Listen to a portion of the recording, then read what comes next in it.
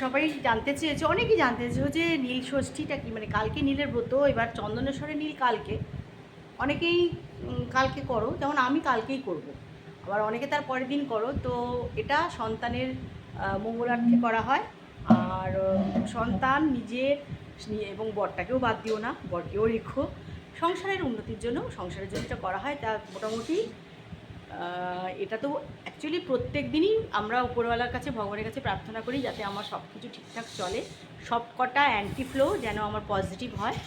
কিন্তু এই বিশেষ বিশেষ দিনগুলো তো আমাদের করতেই হবে আমাদের সনাতন রীতি অনুযায়ী।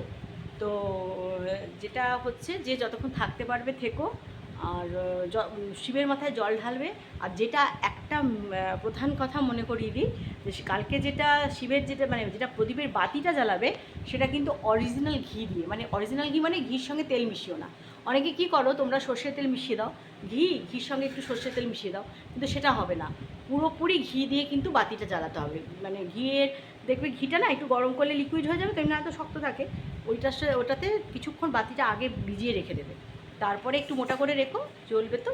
তো ওইটা হচ্ছে করতে হয়। আর একটা মন্ত্র আছে যে নীলের ঘরে দিয়ে বাতি, জল খাওয়াবো, যেটা আছে। তো আমি বলছি সন্তানবতী এইটাই করবে, সুখের জন্য, বাচ্চাদের ভালোর জন্য এটা সবাই করবে। সন্তানের কোনো লিঙ্গ হয় না, কোনো জেন্ডার হয় না।